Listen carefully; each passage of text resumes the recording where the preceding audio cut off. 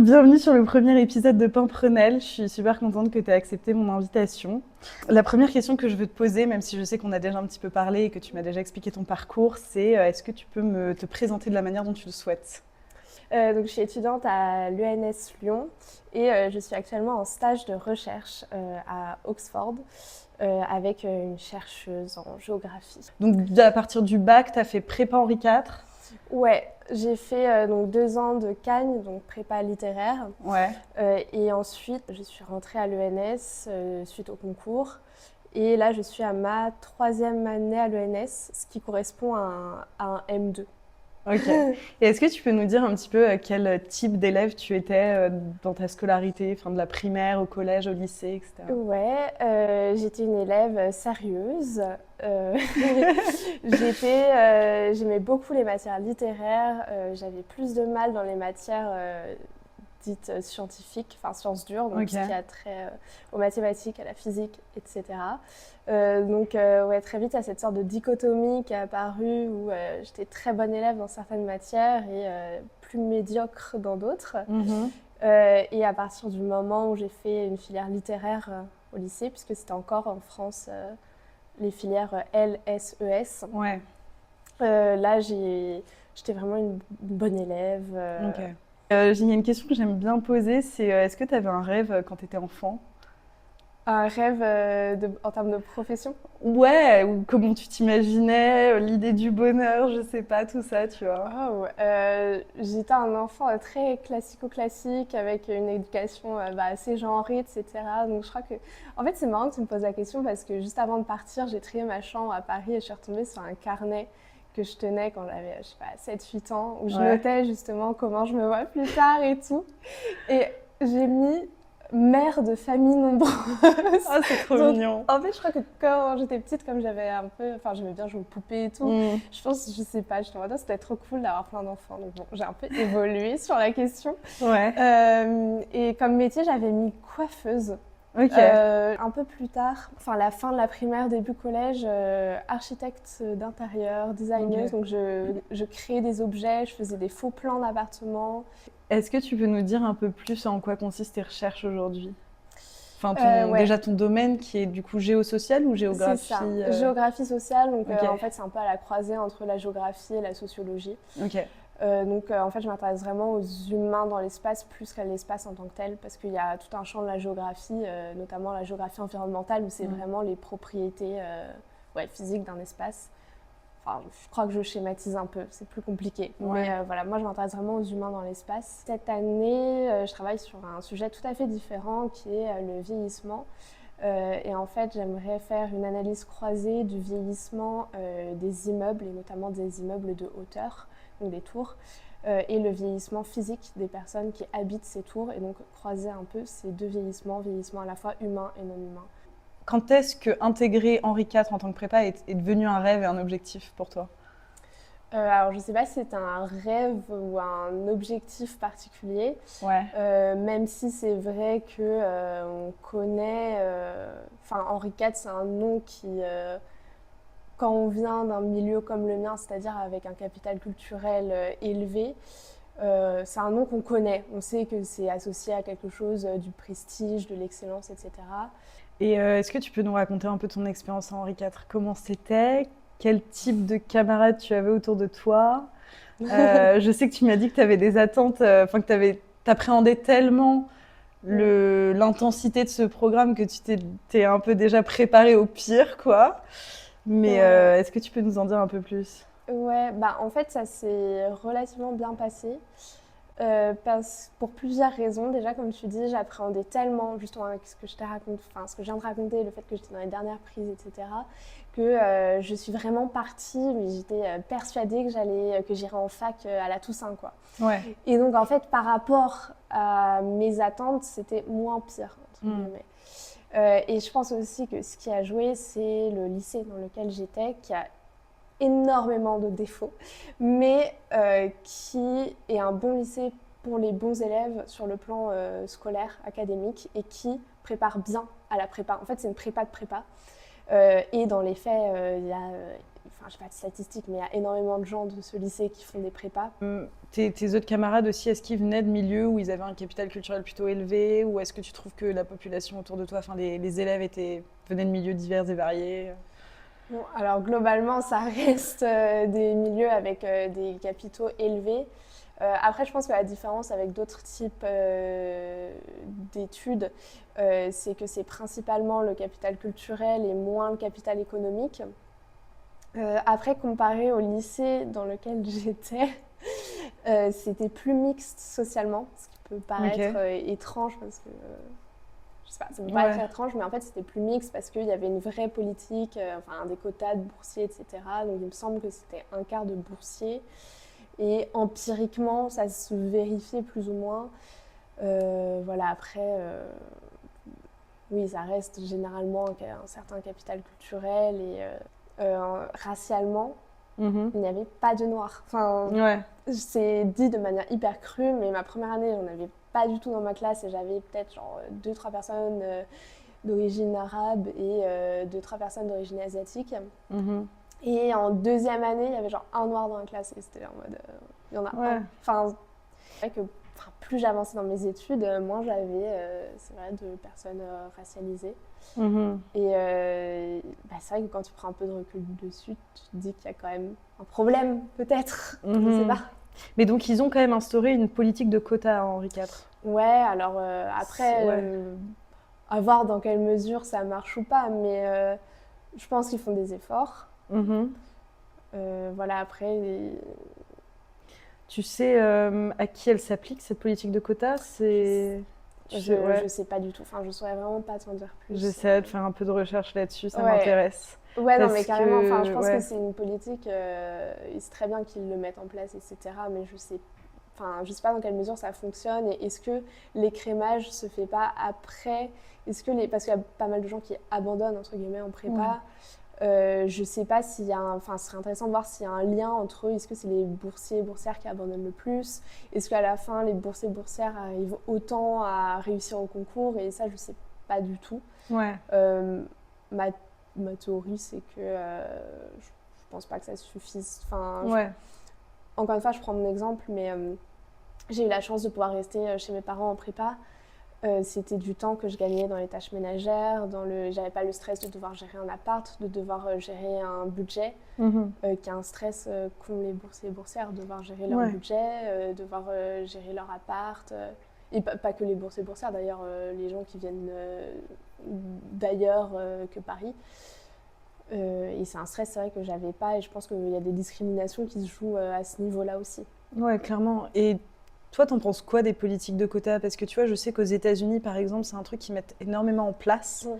Sauf qu'aujourd'hui, euh, il y a un problème qui est, enfin, avec ces politiques de quotas, ça devient presque contre-productif parce que du coup, il y a trop d'étudiants d'une certaine ethnicité Mm. qui sont en majorité dans les universités, qui sont en majorité représentés. Et donc, du coup, maintenant, ils sont discriminés dans l'accès à l'université, notamment dans certaines institutions américaines. Mm. Je sais que Sciences Po en France ont établi des politiques de quotas avec les élèves issus de réseaux d'éducation prioritaire. Ouais. Qu'est-ce que t'en penses, toi? Parce que tu vois, moi, parfois, je suis un peu confrontée Mm. à ce truc de c'est bien qu'il y ait de la mobilité sociale et je l'encourage. Maintenant, est-ce que c'est pas dangereux de faire primer des attributs identitaires au-delà peut-être de certaines compétences? Enfin, tu vois, Mm. comment est-ce que. Qu'est-ce que t'en Après, je pense penses? que la grande différence entre la France et les autres pays que tu cites, c'est qu'en France, il n'y a pas du tout de quota ratio. Hmm. Et il y a même le fait que ce soit interdit par la loi, même de faire des Ouais, statistiques raciales, etc. Qui exactement. fait que de toute façon, en France, cette question-là, en tout cas sur la race, elle ne se pose pas. Et c'est un débat aussi, est-ce que c'est bien ou Hmm. pas? Et c'est très débattu dans les sciences sociales et c'est Énormément. ouais, et il y a vraiment des pour et des contre, et c'est vrai que c'est assez difficile de se positionner là-dessus. J'ai une anecdote un peu marrante là-dessus. Quand j'étais à Henri IV, justement, j'ai participé aux portes ouvertes en tant que personne qui présentait le lycée et qui échangeait avec des élèves intéressés, des parents intéressés, etc. Et un père d'élèves qui me disait ouais, de toute façon, ma fille, je suis sûre, elle ne sera pas prise en Henri IV parce qu'ils prennent plus que des boursiers et tout. Donc en fait, un truc hyper véhéments envers les boursiers, genre ils prennent la place de ma fille.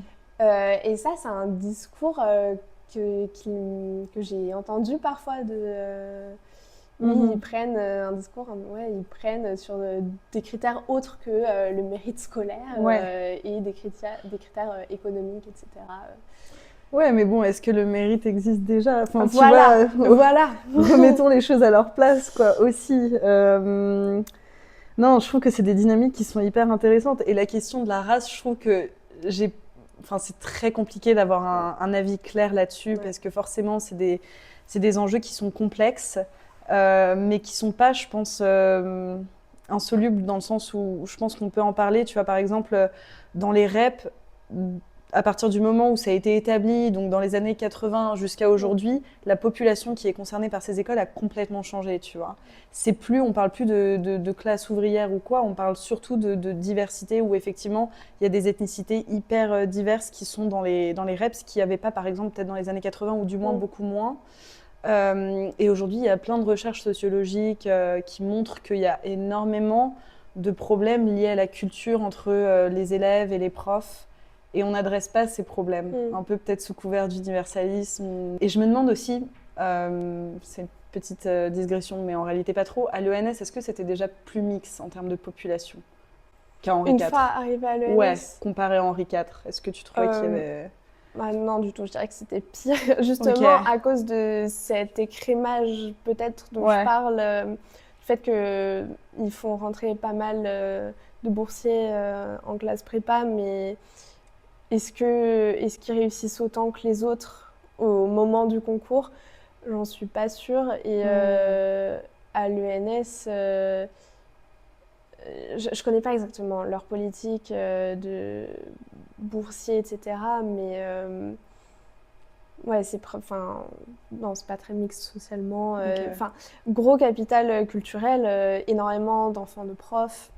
C'est vraiment le profil type. Capital économique dans une certaine mesure, mais on peut dire que c'est un peu plus varié. Mais globalement, t'as pas d'enfants d'ouvriers. T'en as 2 ou 3 qui se battent en duel, peut-être, mais je pense pas. Mais parce que tu m'as donc aussi expliqué que tu avais des parents qui t'ont énormément poussé à travailler, qui étaient derrière toi, qui ont été aussi en mesure de t'accompagner, de comprendre ce que tu apprenais à l'école aussi, qui est un point hyper important. Mais tu vois d'ailleurs, et je le disais tout à l'heure, que j'étais bonne dans les matières littéraires et que je galérais plus dans les matières scientifiques.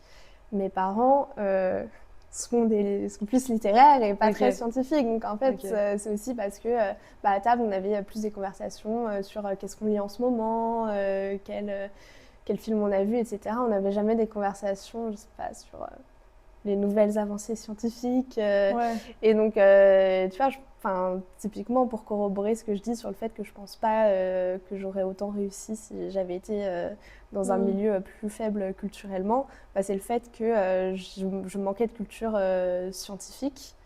Et d'ailleurs, comme par hasard, c'est les matières où j'étais pas très bonne. Et aussi parce que, comme tu dis, très vite, quand je disais à mes parents en seconde, j'ai un problème de maths, est-ce que vous pouvez m'aider?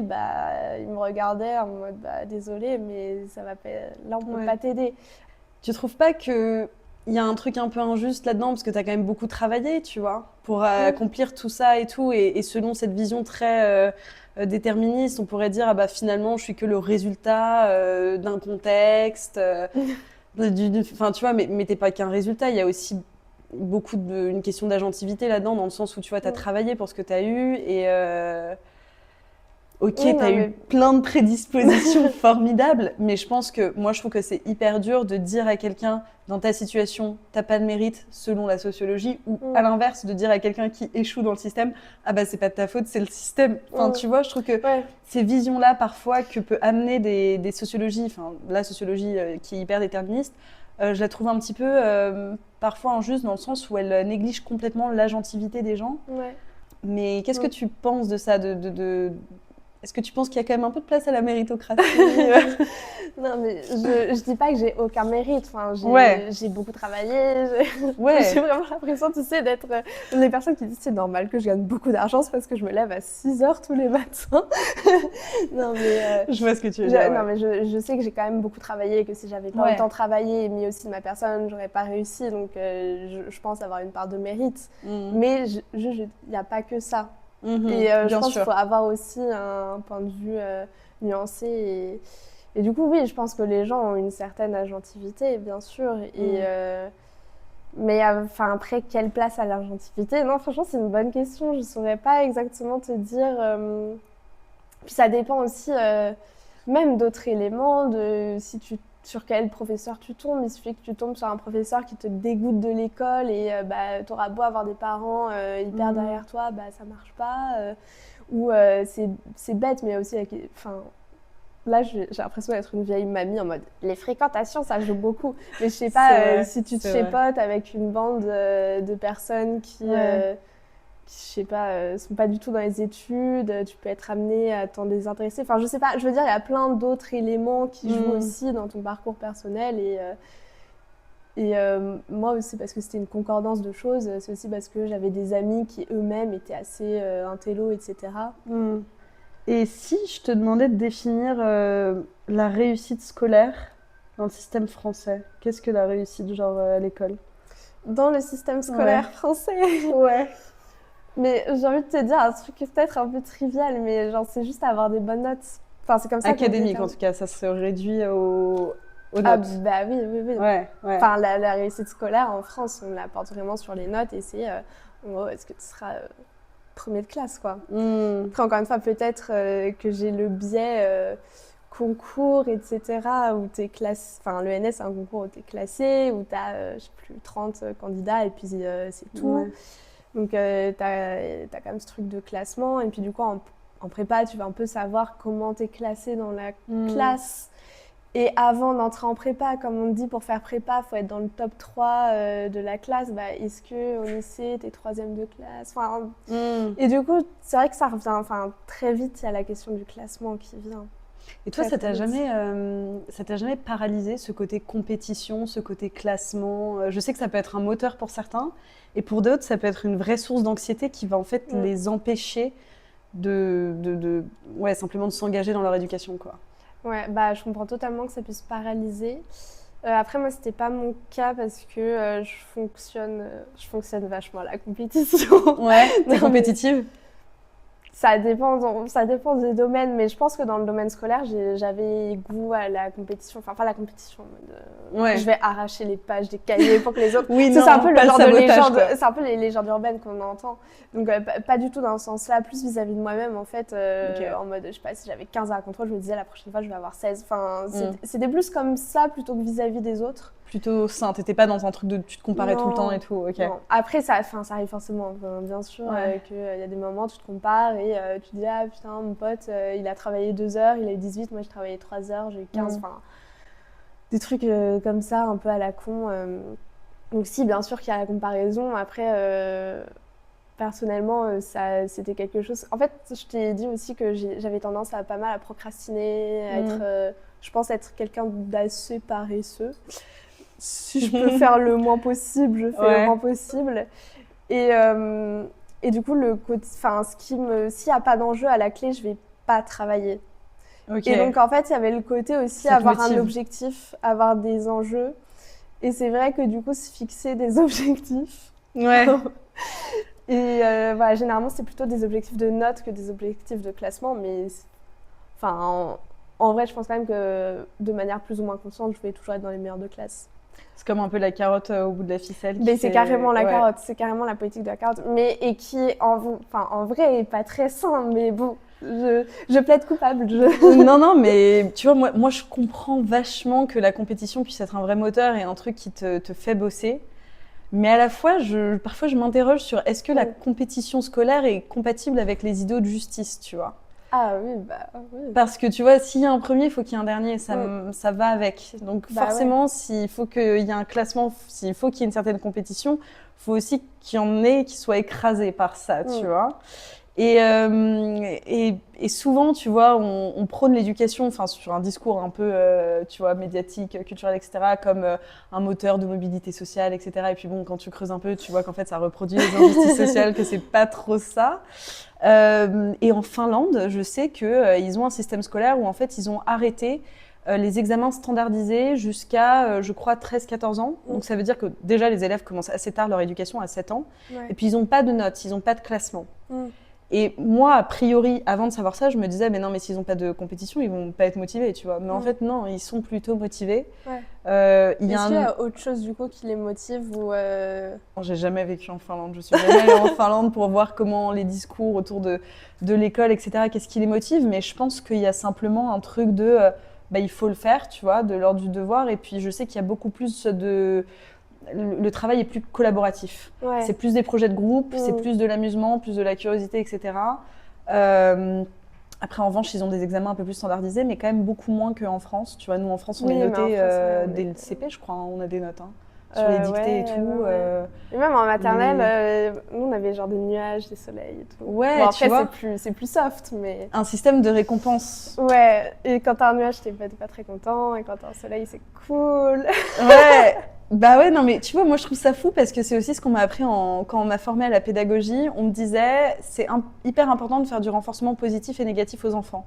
Alors, dit comme ça paraît un peu neutre, mais en gros, c'est l'idée de dire quand un enfant fait un truc de bien, tu le récompenses, tu vois. Et du coup, inconsciemment, cette pédagogie-là, t'habitues l'enfant constamment à attendre de l'extérieur une forme de reconnaissance pour valider un peu qu'il a fait quelque chose de bien ou qu'il a fait quelque chose de mal. Et donc, tu freines un peu son indépendance et son autonomie dans tu vois, dans le jugement. Mais tout ça pour en revenir à la compétition, je me disais, enfin, je sais pas, toi, imagine si là, tu avais le choix, genre, on choisit les notes et la compétition, ou on la choisit pas et on abolit ce système de notation. Qu'est-ce que tu choisirais et pourquoi ? Ouais, mais c'est hyper difficile parce que, enfin, en tout cas, dans le système scolaire français, c'est sûr qu'il y a un problème. Et typiquement, le fait de noter aussitôt les élèves et tout. Enfin, déjà, moi, je pense qu'on devrait les noter plus tard. Effectivement, pour au moins commencer un apprentissage sur des bases un peu saines et avec d'autres manières de validation. Ouais, parce que tu vois, il y a aussi ce truc où l'école, c'est censé faire un levier d'égalité, etc. Mais à la fois, c'est une institution qui a une fin de régulation de la société, tu vois, et de sélection. Ah bah, toi, tu vas aller là, toi, tu vas aller là, toi, tu seras là, toi, tu seras là. Mais je pense aussi que le problème, c'est aussi d'autant valoriser l'académique, en plus avec des exercices qui sont eux-mêmes très académiques. Enfin, voilà, l'exercice de dissertation, Et en fait, moi, déjà, je pense qu'au-delà du système de notation, on devrait être un peu plus créatif et inventif dans notre manière d'évaluer les élèves. Et donc déjà, peut-être faire plus de contrôle continu, mais aussi plus de travaux type exposés, etc. Enfin, même pas forcément des exposés, mais en tout cas d'autres formes de validation. En France, ce que j'ai pu constater, tu vois, quand je suis partie du système français, que j'ai intégré le système américain, j'étais une super mauvaise oratrice. Et je me rappelle que ça m'avait choquée la première fois que je suis allée en cours, que la prof me demande mon avis. Tu sais, je me suis retournée en mode, mais est-ce qu'elle se fout de moi, tu vois, parce que j'étais, mais c'est trop bizarre. Ce truc où, en fait, aux États-Unis, on te note sur ta participation, donc c'est hyper important. Mais moi, en tant que Française, venant du système français, où on m'a absolument pas enseigné l'art oratoire, tu vois, et même, j'étais pas à l'aise, tu vois. Mais en France, c'est vrai que dans notre scolarité, il y a très peu de... Chacun doit avoir des expériences différentes, tu vois, mais moi, j'ai fait pas mal d'établissements scolaires.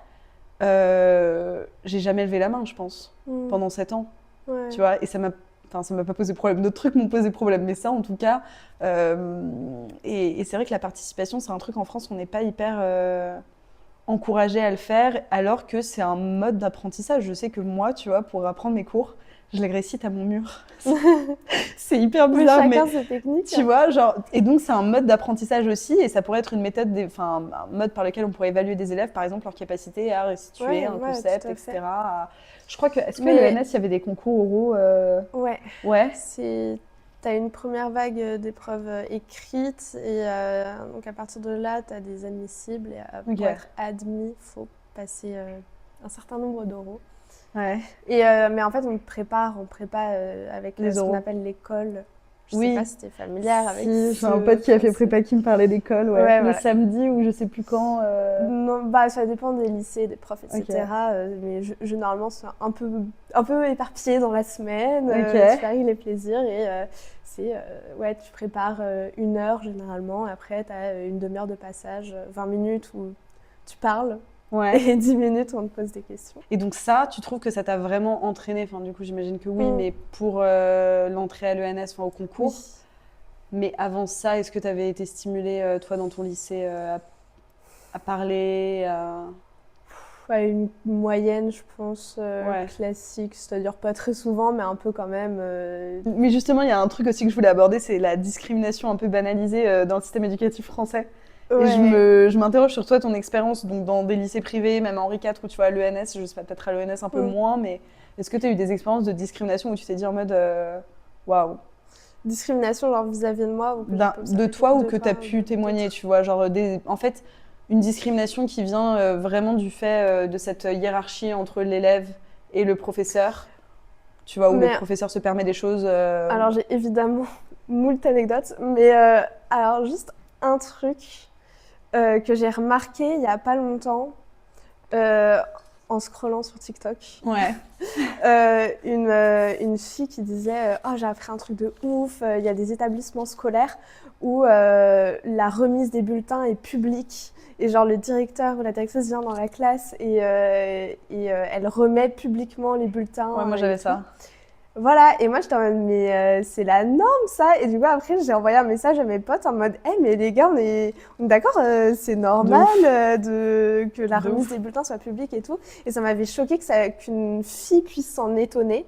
Et en fait quand j'y repense, c'était d'une violence. Et moi je m'en rendais pas compte parce que comme j'étais toujours dans les premières de classe. Parce qu'ils le font par classement aussi. Oui, mais oui, c'est-à-dire que la directrice arrive.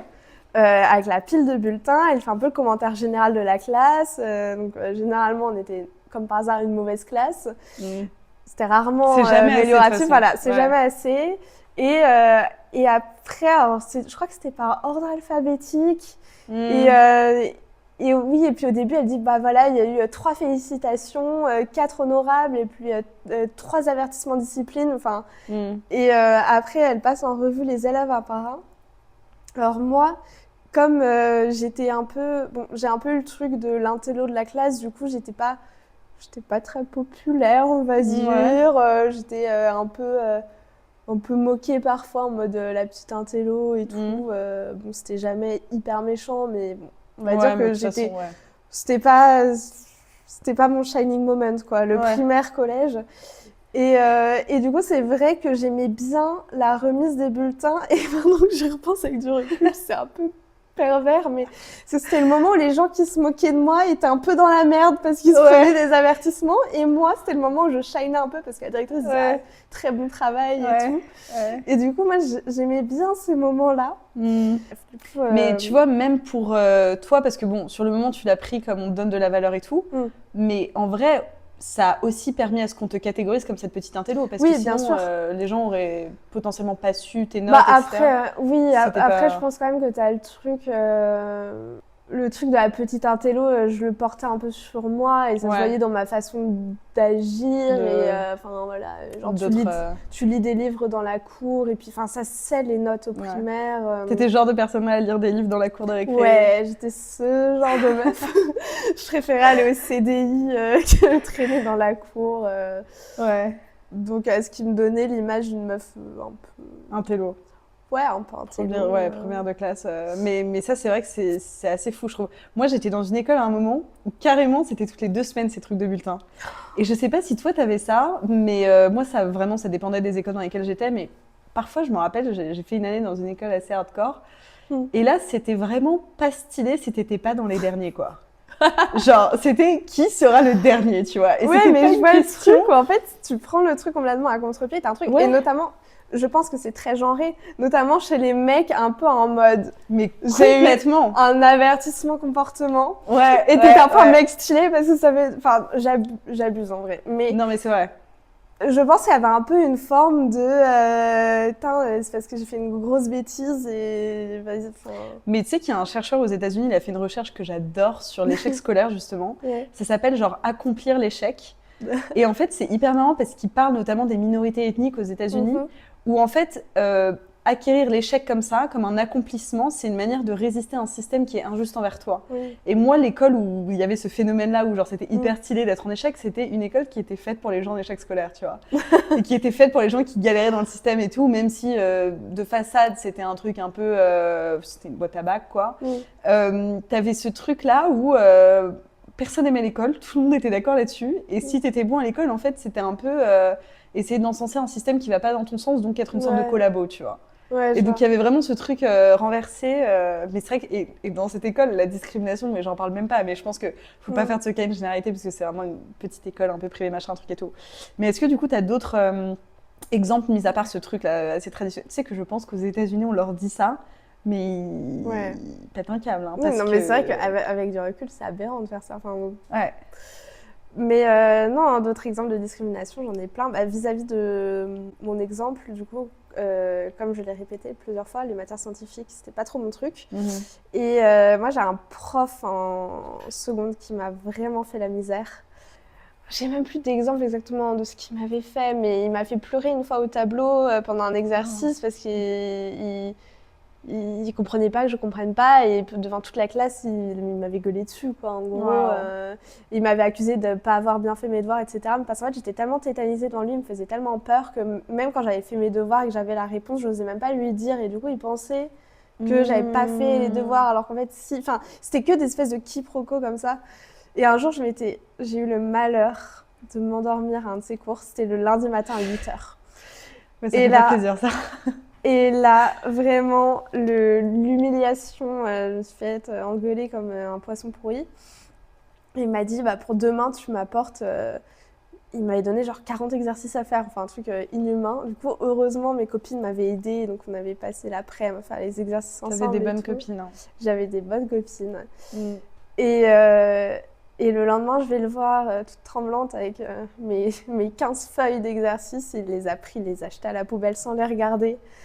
Enfin, un truc vraiment hyper... Ouais, ça, tu vois, c'est quand même de l'humiliation banalisée, quoi. Je trouve que c'est assez grave. Non, mais oui, carrément. C'est quand même dramatique. Et même, il avait jeté des craies sur des élèves. Sympa. Enfin, à côté, et soi-disant, il avait fait exprès de l'envoyer à côté, mais... Mais tu vois... C'était physique, carrément, quoi. Ça n'a jamais atteint physiquement un élève, mais... Et est-ce que, genre, les élèves pouvaient se plaindre ? Est-ce qu'il y a des mesures qui ont été prises contre ce prof, non ? Non, enfin, pas à ma connaissance, mais c'était banalisé, quoi. Mais c'était hyper banalisé. Et là, c'est l'exemple d'un prof, mais il y avait tellement d'autres exemples. J'avais une prof d'histoire géo aussi qui était... Je me rappelle, pour le coup, une phrase un peu choc, horrible. C'était un prof qui avait dit en colle à une élève normalement, Henri IV ne fait pas d'erreur de casting, il faut croire qu'ils se sont trompés cette année. En parlant de l'élève. Waouh! Ça avait fait un peu grand bruit. Donc, terrible. Non, mais horrible quand t'entends ça et qu'en plus t'es dans un état, enfin la prépa, c'est un état, t'es quand même très vulnérable. J'ose pas imaginer les conséquences que ça a sur la vie. Et psychologiquement, c'est dur. Parce que tu vois, toi, de ce que tu me dis, tu as quand même la chance de pouvoir te dissocier de ton travail et d'être lucide aussi sur le travail que tu fournis. Je pense que tu as beaucoup d'élèves, moi c'était peut-être un peu plus mon cas, qui le prenaient vachement personnellement, tu vois. Parce que j'ai toujours mis, bon, je sais pas en quoi concrètement ça consiste, mais mis du cœur en tout cas. Si je m'investis dans quelque chose, c'est que je le fais aussi avec le cœur, tu vois. Donc ça devient très personnel pour moi. Et c'est vrai que quand je reçois une mauvaise note, bon, maintenant, j'ai appris à grandir et à me détacher de tout ça, mais quand je faisais un travail et que j'avais une mauvaise note, je le prenais comme une... pas forcément comme une injustice, mais comme une critique de moi-même, tu vois. Comme quelque chose de personnel. Ouais, c'est ça. Alors que c'est pas personnel. Et détacher, je trouve, parfois, son identité de ses compétences ou de son travail, c'est compliqué. C'est hyper compliqué, surtout que, ça revient à ce qu'on a dit tout à l'heure, mais en France, la réussite scolaire, c'est vraiment académique, et du coup, ça devient très vite quelque chose de personnel, et si je réussis pas là-dedans, enfin... Ça vient un peu se mélanger et c'est vrai que souvent elle est très fine la frontière entre la critique qu'on fait de tes notes et la critique qu'on fait de toi. Et d'ailleurs, les commentaires sur les bulletins, etc., c'est souvent des commentaires quand même sur ton attitude. J'allais dire ça, sur ton truc et tout. Il y a une étude super intéressante, mais tu as dû la voir, de Bourdieu sur les classes préparatoires. Je ne sais pas si tu as la ref. C'est un article des années 70 qui est terrible.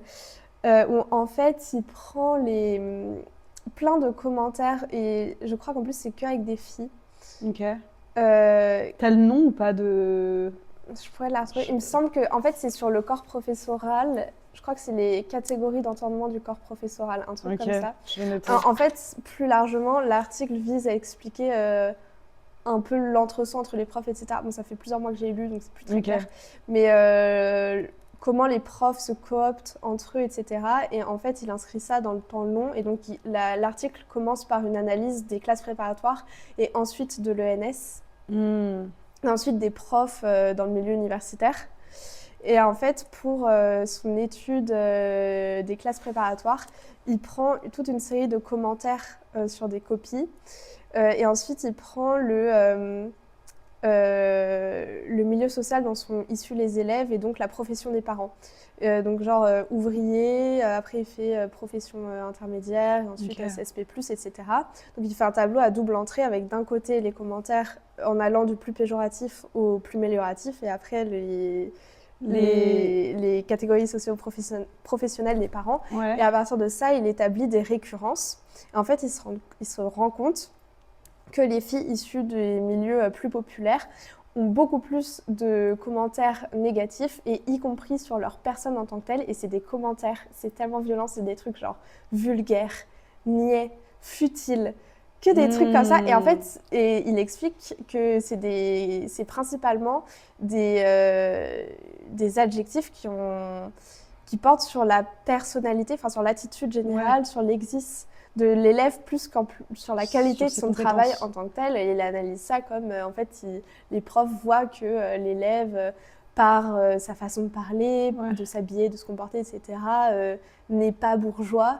Et en fait, je ne sais plus dans son article si pour lui c'est conscient, enfin à quel point c'est conscient ou non, mais le prof va établir un jugement qui porte en fait plus sur l'attitude générale de l'élève que sur la qualité de son travail en tant que tel. J'ai été amenée un peu à être de l'autre côté de la barrière parce que cette année j'étais colleuse, c'est-à-dire que je faisais passer des colles à des élèves, donc je les entraînais à l'oral et tout. Et donc est venu le moment pour moi de faire des commentaires, et c'est vrai que je me rends compte que en fait c'est un peu un art de faire des commentaires. Comment tu émets des critiques sans blesser l'élève, parce que ayant vécu ça et surtout que moi, ça remonte à il n'y a pas très longtemps. Vraiment, quand je faisais un commentaire, la première chose à laquelle je pensais, c'était comment je formule de telle manière à ce que ça ne le blesse pas. Et en même temps, tu sais jamais trop, tu connais pas trop ses sensibilités. Je savais, un élève, tu vois, c'est pas terrible. Je me dis, ouais, mais en même temps, s'il a beaucoup travaillé et tout, ça s'est vachement posé. Je me suis rendu compte que c'était très difficile, en fait. Est-ce que le fait d'avoir ce pouvoir-là, tu t'es dit, je vais en profiter pour me venger et mettre que des salles... Ah non, mais pas du tout, mais au contraire. Pas du tout, ok. Ouais. Mais parce que tu vois, moi, en pédagogie, il y a ce truc qu'on m'a appris quand tu fais des feedbacks, des commentaires, en gros, aux élèves. Toujours cette règle de 3 et 2. 3 trucs positifs pour 2 trucs négatifs. Donc en fait, toujours essayer, tu vois, d'équilibrer ton truc. Ouais, mais je sais. Après, tu vois, c'est des techniques en pédagogie. Moi, parfois, j'ai un peu l'impression, avec l'enseignement que j'ai eu et tout, qu'on m'apprenait à élever des moutons et tu vois, ce truc de... Enfin, bon, c'est une technique qui est plutôt cool, mais c'est genre donner 3 trucs positifs pour 2 trucs négatifs et vice-versa. Tu vois, si t'as 5 trucs négatifs, faut que t'en aies au moins genre entre 6 et 8 de positifs. Après, c'est clair que je pense qu'il ne faut pas être tout blanc, tout noir. Enfin, à chaque fois, j'essayais d'un peu de contrebalancer. Ouais, donc, non, c'était hyper compliqué, et c'est là où je me suis dit, c'est vraiment un art, un métier, sans blague. Mais après, moi, du coup, je me destine pas à enseigner, je passe pas la grègue, etc. Mais je sais pas dans quelle mesure on forme bien les profs à ça. Et d'ailleurs, juste le concept d'agrégation, j'ai beaucoup de mal avec ça aussi. Ouais, pourquoi ? C'est du coup, quand tu es prof agrégé, on va dire que tu es un peu la crème de la crème des profs, tu travailles moins et tu as un salaire plus élevé. Mais c'est parce que tu as réussi un concours qui est purement un concours de connaissances. Enfin, moi là, je vois, j'ai plein de potes qui passent la Greg. Ouais, ils sont pas formés à la pédagogie. Bah non, enfin, genre là, ça fait 6 mois qu'ils travaillent sur, je sais pas, en géographie, ils ont des thèmes genre l'Amérique latine et là, ils sont passés sur la ville anthropocène. Mais en quoi faire une disserte de 7 heures sur la ville anthropocène fait d'eux de meilleurs enseignants? Ouais. Enfin, tu vois, je trouve ça Ouais. tellement ridicule et je pense qu'il y a des Mm. personnes qui... Enfin, je dénigre pas du tout, mais qui feraient peut-être de meilleurs enseignants, mais parce que juste ils sont plus pédagogues. Enfin, Complètement. tu vois, je trouve ça trop bizarre de baser un concours de l'enseignement sur des Mais connaissances, ouais. sur être hyper pointu, sur ça à faire des dissertes de 7 heures. Enfin, je Mais trouve ça fou, complètement. c'est pas ça qui fait de toi un bon prof. Mais en plus, l'agrégation autant que le CAPES, tu vois, parce que le CAPES, Oui, t'as, oui. je crois, un tout petit peu de pédagogie, tu vois. Mais moi, quand je compare un petit Mm. peu avec des pays comme la Finlande, bon, tu comprendras que je suis un peu à fond Finlande, mais la Finlande ou même les États-Unis, t'as quand même une grande partie qui s'intéresse à la pédagogie et où la maîtrise de la pédagogie, en tout cas en Finlande, est plus importante que la maîtrise de la discipline, ou du moins elle doit être genre équivalente, Oui, tu après, je vois. pense que c'est un milieu à trouver quand même. Oui, oui, Avoir un minimum il y de a un milieu compétences. à trouver, mais par exemple, tu vois, en Finlande, pour être prof, c'est hyper compétitif. Et il y a un truc Mm. qui est hyper différent, c'est que c'est aussi hyper valorisé. En Ouais, ce France, que c'est vrai j'allais que dire, hein, je pense. les profs sont méchants, mais ils n'ont pas un super traitement non Bah, plus. c'est ça. Parce que bon, là, on a un peu fait leur procès, mais on est, enfin, tu vois, Ah en non, mode, c'est, mais moi, prof, ils ont une, je trouve qu'ils ont un courage incroyable ouais. et je trouve que c'est un très beau métier, ce qui fait que, enfin, moi, du coup, j'ai hésité à faire de l'enseignement Qu'est-ce qui t'a et fait dire non? ce qui m'a fait dire non, entre autres, c'est le fait que je trouve, je trouve ça bien d'enseigner, je trouve ça fun, l'école, j'ai trouvé ça Mhm. sympa, etc.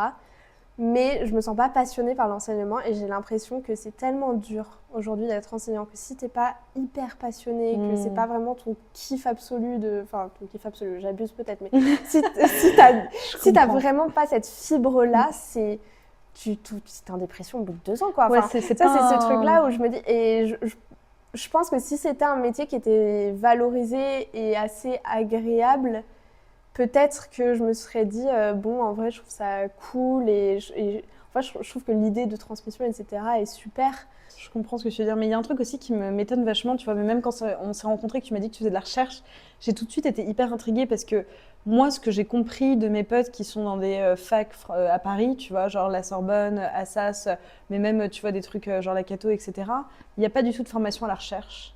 Dans les universités en France, en tout cas beaucoup moins que dans le milieu anglo-saxon, parce que moi je me rappelle, première année de licence aux États-Unis, on m'a tout de suite formée à la recherche. Ouais. Et ce que j'ai trouvé super bien, tu vois, genre hyper passionnant et tout. Bon, après, ça c'est personnel. Mais du coup, là, de ce que je comprends, tu me dis que l'ENS, donc qui est quand même une école hyper prestigieuse, te forme à la recherche. Les autres le font pas. Donc, du coup, la recherche, quand même, reste quelque chose d'assez élitiste, en fait, en France. Ah bah grave. Où, tu vois, après travailler au CNRS ou même dans les politiques publiques, etc., ça reste hyper, Mm. enfin, hyper sélectif, quoi. Oui, oui, mais parce que Il faut passer la grègue. faut passer plein de trucs et les Waouh. places sont chères et aussi les places sont chères parce que il y a des investissements de l'État dans le monde de la recherche, donc Tu penses que ils ouvrent pourquoi? pas de Enfin, je postes. sais que t'as. Ouais. Pourquoi tu penses qu'en France, on Bah, c'est pas est. porteur, la recherche. Enfin, je sais pas comment dire. Enfin, surtout, hein, je parle surtout pour les sciences humaines et sociales. Enfin, pour tout ce qui n'est pas Oui. sciences dures, encore une fois, où Mhm. les politiques publiques ont tendance à plus voir l'intérêt. La France, par rapport à ça, elle est quand même beaucoup en décalage et un peu Mm. en retard, en fait. Parce que tu vois, quand je vois les pays où il y a des très bons profs, ou tu vois, enfin, en Finlande, encore une fois, tu vois, mais les profs sont aussi formés à la recherche tous. Et la recherche est une partie intégrante de leur enseignement. Ouais. C'est-à-dire qu'ils sont constamment en recherche de pédagogie, de méthodes Mm. pédagogiques, en même temps qu'ils enseignent, tu vois. Ouais. Donc il y a cette dynamique en fait de réflexivité qui est tout le temps employée de manière à ce que le prof se repose pas trop sur ses lauriers et même qu'il n'intériorise pas trop des Mm. comportements, tu vois, qu'il questionne en fait toujours ses pratiques, quoi, en Ouais. gros. Et ça, je trouve que c'est, enfin, en tout cas, de ce que j'ai lu dans la recherche et tout par rapport à l'enseignement en Finlande, c'est porteur de plein d'aspects positifs. Ouais, j'imagine.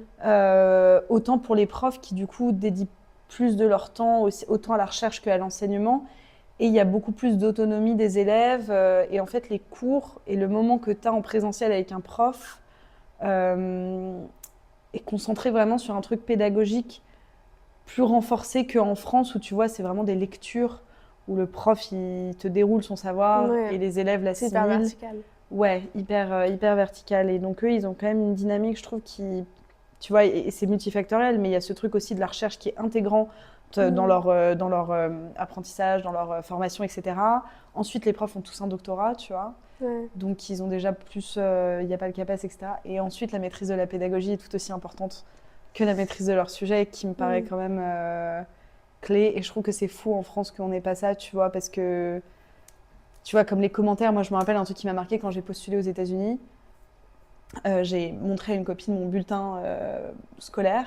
Elle m'a dit, tu peux pas mettre ces commentaires, tu peux pas les envoyer aux États-Unis, ils vont croire que t'es quelqu'un d'horrible, quoi. Parce que c'était tellement genre. Ouais. Mais pourtant, moi, je voyais pas le problème. J'étais là, bah non, juste, j'étais pas. Tu vois, Donc, j'avais c'est pas quoi une comme super moyenne. commentaire si c'est pas indiscret? C'était genre des commentaires en mode elle bavarde tout le temps en cours, incapable de se tenir à sa place, ou des commentaires en mode Ouais. bah Mathilde, je sais pas qui c'est, ça fait 2 semaines que je l'ai pas vu, parce que moi en gros j'étais un peu absentéiste et j'étais Ouais. aussi très agitée en cours. Et du coup j'avais tout le temps ce truc, bah elle est hyper agitée, mais pour moi c'était pas forcément des insultes, mais c'était juste des remarques, effectivement, comme on en a discuté, sur ma personne et mon tempérament, etc. Elle me disait mais aux États-Unis genre jamais un prof dirait ça en fait. Tu Ouais. vois, t'as ce truc, bon après l'éducation américaine elle est loin d'être parfaite, hein, elle a plein de défauts. Mais il y a un truc qui pour moi a fait la différence, c'est qu'en tant qu'élève, j'étais respectée, tu vois. Mm. Et ça, en France, c'est vrai que tu as un truc tout le temps de déshumanisation de l'élève et de l'élève Ouais, comme un tout à statut fait. de... Tu vois, il y a vraiment ce truc, l'autre fois, j'écoutais un... Je sais plus d'où j'ai entendu ça, mais j'écoutais ce truc de... Beaucoup de profs ont dans la tête cette idée que quand un élève arrive à l'école, l'enfant est resté à la porte d'entrée. Comme si Mm. sa vie, comme si sa personnalité était dissociée de l'élève et que l'élève était en fait un tableau, une toile vide sur laquelle on Ouais, viendrait peindre ouais. tout le savoir qu'on voudrait, etc. Et qu'on l'impose Mm. délibérément comme si, comme si l'élève n'avait pas de personnalité, de vie et de savoir à partager aussi, tu vois. Ouais. Et ce truc-là, enfin, j'ai vachement ressenti aux États-Unis dans la dynamique. Même là, je le ressens vachement à Oxford. Tu vois, il n'y a pas un seul de mes profs qui me manque de respect ou Ouais. même tu vois dans les commentaires, c'est des commentaires hyper longs. T'as autant de positifs que de négatifs. Ouais, et Même c'est des si trucs un peu constructifs. Même en France, moi, je trouve les profs, généralement, ils ont tendance à passer très vite. Enfin, il y a beaucoup de copies, il y a juste ta note. hmm, Et il n'y a rien dans la copie, alors que dans les faits, ce qui est plus plus important important, que la ouais, note, c'est où est-ce que c'est bien, où est-ce que c'est pas bien. clairement. Mais et ça, pour le coup, je pense que c'est dû à un autre problème du système scolaire français qui est que les profs sont un peu sous l'eau. Sous l'eau, ouais. Et du coup, ils n'ont pas le temps d'avoir Sous l'eau. un. Enfin, pour moi, c'est le plus gros problème. Mais comme pour tout, enfin, le nerf de la guerre, c'est l'argent. Et si tu mets pas d'argent dans l'éducation, et si tu ne mets pas en place plus de professeurs, et si tu ne les valorises pas mieux, ce qui passe aussi par un meilleur salaire, tu t'en sortiras pas. Typiquement. Mais ça, c'est aussi un gros problème. En France, il y a très peu de liberté pédagogique, tu vois. Ouais, grave. Elle a la Mm. chance de faire ça. Je sais pas dans quel contexte elle enseigne, mais peut-être que dans le public même, elle pourrait le faire. Mais tu as très peu de liberté Mm. pédagogique. Et il y a un truc aussi qui a été remarqué, c'est qu'en fait, tu sais, il y a beaucoup d'inspections des profs. Je sais pas si tu as déjà eu ça dans une de tes salles, Ouais, tu as un si. inspecteur qui va être au fond de la classe et qui va en fait vient clairement genre noter ton prof à toi. Et ça, c'est hyper paralysateur pour les profs, tu Pas vois. grave. Paralysant pour les profs. Parce que bah, tu te sens... Ouais, et en fait, le problème, c'est que quand tu essayes, tu vois, de correspondre à certains critères qui sont donc fournis par le rectorat, etc., tu oublies fondamentalement ce pourquoi tu es là, c'est-à-dire tu dois transmettre à ces gens. Et en fait, ils se Mm. concentrent trop sur être un bon prof selon Pour ces leur critères-là, pour rentrer supérieur. ces critères-là, pour pas être viré, continuer d'avoir un taf, Mm. plutôt que de m'occuper de ces gosses, tu vois. Et ça, en France, c'est un truc, quand j'ai un peu plus étudié, genre les systèmes même anglo-saxons et tout, enfin, aux États-Unis, en Angleterre, t'as pas ça, tu vois. T'as pas ce Ouais. truc de on vient inspecter des profs. Ils ont beaucoup plus de liberté pédagogique. Et je suis sûre que. Enfin, j'aimerais bien faire une interview avec un prof. Mais, Bah, mais tu vois aussi, enfin, moi j'ai un. Ouais, enfin bref. T'as plein de profs qui sont pas. Ouais, qui ont aucune. Qui ont même pas le CAPES, qui sont enseignants. Ouais, c'est compliqué. Il y a une question que je voulais te poser aussi. S'il y a une seule chose que tu pouvais changer dans le système éducatif actuel en France, une seule, donc pour toi la plus urgente aussi, ce serait quoi? mettre plus de profs et mieux les former. Ouais. Enfin, genre, peut-être quelque chose qui concerne plus les enseignants en tant que tels que les élèves. L'un ou l'autre, en tout cas quelque chose plus sur les profs. C'est juste pour finir un peu peut-être sur cette notion de réussite et d'échec scolaire qui est au cœur de ton travail et tout. Je trouve qu'un peu le problème avec ces notions-là, c'est qu'on fait peser sur les individus, sur les élèves et sur les enfants, des problèmes sociaux, des problèmes structurels. Une transposition d'un problème structurel à un niveau individuel, et je pense que les élèves et les enfants ne devraient pas subir ça en fait. Enfin, c'est pas de leur faute, mais parce que j'ai une vision assez déterministe comme tu l'as compris, mais ce truc où en fait généralement c'est pas leur faute s'ils sont en échec. Ça c'est un truc hyper intéressant parce que tu vois, du coup dans mon travail quand j'essaye là de vraiment déconstruire la notion de l'échec, c'est pour ça que je suis en train de dire Foucault d'ailleurs, parce que du coup j'utilise sa méthodologie, la méthodologie du discours, en gros de la déconstruction d'un discours autour d'une notion qui est construite par plein de médiums, tu vois, que ce soit l'école, les médias, etc. Souvent, c'est hyper, ça a genre deux aspects hyper importants à la notion d'échec. C'est le premier, effectivement, c'est que c'est structurel, tu vois, c'est qu'il y a des mécanismes sociaux qui font que certains profils, certaines identités sont vouées, entre guillemets, à échouer et d'autres à réussir, tu vois. Mais d'un autre côté, tu as aussi cette intériorisation de « c'est de ma faute ». Et donc, tu as un peu cette reproduction internalisée du système. Tu vois, elle se fait à deux échelles, à la fois de manière structurelle, mais à la fois au niveau psychologique, en fait. Où l'élève, quand il est en échec, il internalise que c'est sa faute. Et donc, il ne va pas remettre en question le système, tu vois. Mais il va se considérer comme une petite merde. Je m'interroge vastement sur ce truc de comment il négocie sa place, du coup. Comment est-ce qu'il va faire sens avec quelque chose qui est très lourd. Parce que tu vois, quand tu es en phase de construction dans ta vie, que tu as 10 ans, que ton prof, il t'envoie la gueule, que tu es apathique. Bon, là, je reprends mon exemple, j'avais pas 10 ans, mais ou que tu es un bon à rien, ou je ne sais quoi. C'est compliqué. Et d'ailleurs, là où je trouve que c'est particulièrement pernicieux, vicieux dans le système scolaire français, c'est qu'en plus, on érige la méritocratie. En fait, ça contribue à cette idée que c'est de ma faute parce que, en vrai, si je. Attends, c'est quoi déjà? Si je peux, je veux. Si je veux, je peux. Ouais, c'est ça. Si je veux, je peux. Sauf qu'il faut pouvoir vouloir. Pour moi, elle devrait être inversée un peu, cette phrase. Je comprends.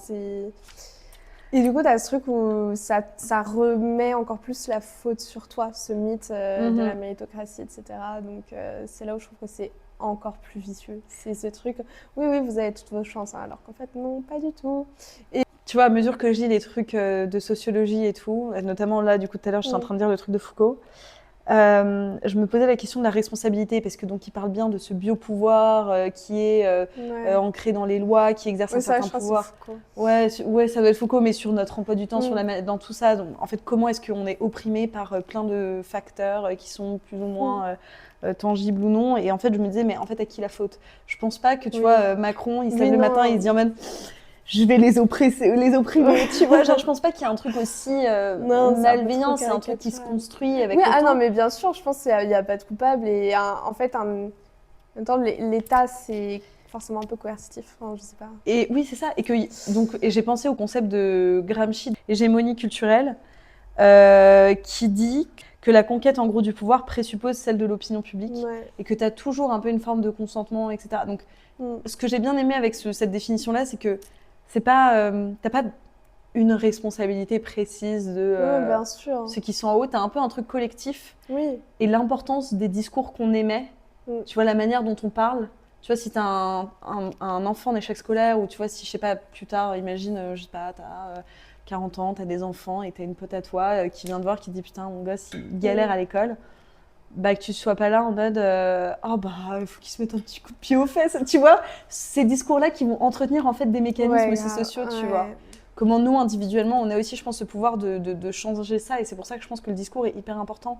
Et c'est vrai que moi, j'en veux beaucoup. On lance toujours ce discours de « Ah, mais l'école, c'est bien pour la mobilité sociale, ça promeut une certaine forme d'égalité ». Je pense que ces discours-là, ils sont à bannir. Je pense que on peut plus se foutre de la gueule des gens comme ça, parce que c'est pas... Tu vois, moi, ça me fait vraiment de la peine, parce que... limite, je suis en mode assumer que l'école, c'est pas qu'on a des problèmes. Pas fait pour tout le monde. Mais d'un autre côté, je sais pas si t'as vu ça, mais le ministre Papendiaï, celui qui était... il y a pas très longtemps, il était ministre, de toute façon, ministre de l'Éducation, c'est waouh. C'est le manège. Vraiment. Il a dit en mode l'école se débrouille très mal avec les pauvres. J'ai trouvé ça, tu vois, Oui, c'est très violent. En fait, de sa part, en tant que ministre. En tant que ministre, non, il a pas dit ça parce que c'est à lui de. Qu'est-ce que tu fais du coup? En fait, de se dire, d'assumer le constat en mode bon, malheureusement, l'école reproduit les inégalités sociales, etc. Mais en fait, derrière, tu te dois de dire, ok, mais j'ai des choses à mettre en place pour lutter contre ça. Enfin, je sais pas. Mais bon, après, c'est vrai que nos ministres de l'Éducation... Et il y a tout le truc aussi, je crois que c'était Gabriel Attal qui voulait mettre en place des classes de niveau et tout, genre séparer les élèves et tout. Enfin, je trouve ça... Waouh, hyper malsain. Et... Bah, surtout quand on sait que la ségrégation est un gros problème déjà. Enfin, tu vois. C'est ça, enfin, genre, tu perpétues vraiment toutes les inégalités scolaires, sociales, raciales, tout ce que tu veux. Tu fais des ghettos de... Ouais, mais il y a un phénomène de ghettoisation scolaire. Hein. Enfin, clairement en France... Non, mais ouais, enfin, bon, Gabriel Attal, je sais pas quelle éducation il a fait, mais ça m'étonnerait que ce soit hyper divers et varié. Je crois qu'il a fait école alsacienne, tout ça, qui est une ça m'étonne pas. Parisien et tout. Enfin, je crois que ça va. Quoi, ouais. Il a pas trop galéré à l'école, quoi. Ouais, et c'est comme, ce qui m'énerve un peu aussi, c'est que les grands débats qu'il y a eu actuellement autour de l'école en France, si je dis pas de bêtises, c'est le port de l'uniforme. Je suis un peu en mode... Who cares, j'ai vu ça. Enfin, qui s'en fout. Le deuxième truc, c'était l'éducation sexuelle. Pour le coup, moi, je trouve ça... pour le coup, l'éducation sexuelle, moi, je pense qu'elle est centrale. Mais... Non, mais l'uniforme... Sur l'inégalité et tout. Enfin, oui, l'uniforme, il y a une... Non, mais c'est pas mettre l'uniforme qui a rétablir l'inégalité en école. Mais clairement dans les écoles, enfin, SVP, ouvrez les yeux. Et ouais, justement, en fait... Tu vois, ce truc de l'uniforme, je trouve que ça fait partie des trucs vicieux. En mode, regardez, tous les élèves ont une chance, ils sont tous pareils. Et bah, d'ailleurs, ils ont tous une blouse. Je suis entièrement d'accord avec toi. Donnez-leur les mêmes moyens au lieu de leur donner les mêmes vêtements. Si je peux terminer sur une phrase. Tu sais quoi, je vais le mettre en titre en mode donner. C'était une très bonne punchline. Non, mais clairement, c'est hyper hypocrite le truc de l'uniforme. Après, le seul point, moi, que je peux trouver positif, c'est qu'il y a parfois des gens qui se prennent trop la tête à comment est-ce qu'ils vont s'habiller pour aller à l'école et que ça enlève ce truc et c'est un peu là, ok, on est là pour bosser, pas pour se montrer. À la rigueur, s'ils le rationalisent comme ça, je l'accepte un peu mieux déjà que s'ils disent que c'est pour camoufler les inégalités. Parce que tu vois, c'est clair et net que les inégalités, déjà, elles sont verbales, elles sont rarement... C'est pas un vêtement... Enfin, bien évidemment, il y a de la symbolique. Enfin, je dis pas... Mais il y a de la symbolique dans les vêtements, mais je veux dire, c'est les remarques qu'on fait par rapport aux vêtements qui les symbolisent et qui les signifient dans le système, etc. Donc, c'est plus les discours, encore une fois, autour de ces symboles. Mais, genre, ça camoufle pas les inégalités. Je trouve ça nul de prétendre comme ça. D'ailleurs, je sais pas où en est leur expérience, parce que je crois qu'ils ont mis cette mesure en place dans 100 établissements. Je n'ai pas tout suivi. Et je crois que c'est inscrit dans une recherche un peu sur longue recherche, voilà, sur un temps long, j'allais dire la longévité. Sur le long terme. Sur le long terme, exact, voilà. Mais on verra, je sais pas, je regarderai si elle était finie ou pas. Mais en tout cas, ouais, il y a plein de problèmes, c'est sûr. Enfin, en tout mais cas, est-ce qu'il y a de l'espoir ? Moi, je pense que oui, sinon je ferais pas ce que je fais. Moi, je pense que oui, mais je pense qu'il y a vraiment un vrai... Notamment avec notre génération, j'ai beaucoup d'espoir parce que je trouve qu'on est vraiment en train d'essayer de reconstruire les discours. Toi qui travailles sur la notion de réussite scolaire, il doit y avoir tellement de trucs à dire sur le genre parce que voilà, les filles qui sont censées plus réussir à l'école, etc. Et j'hésite encore. Qu'est-ce que ça veut dire d'être une fille en échec scolaire et au contraire, qu'est-ce que ça veut dire d'être un garçon en échec scolaire, etc. Et la pression davantage mise sur les filles pour être bonne à l'école. Enfin, ça doit être passionnant là-dessus. Hein. Pour le coup, enfin, je sais pas si tu remarques, mais moi je trouve que le rapport à l'éducation, au savoir est hyper genré et. Je suis complètement d'accord avec toi. J'hésite à intégrer cette perspective dans ma recherche. Merci Clara d'être venue, c'était hyper agréable d'échanger avec toi. J'ai adoré en apprendre plus sur toi et tous les thèmes qu'on a abordés étaient hyper instructifs. J'espère que pour ceux qui nous ont écoutés, c'était pas trop long et que vous avez aussi apprécié et appris 2-3 trucs. Et ben merci beaucoup.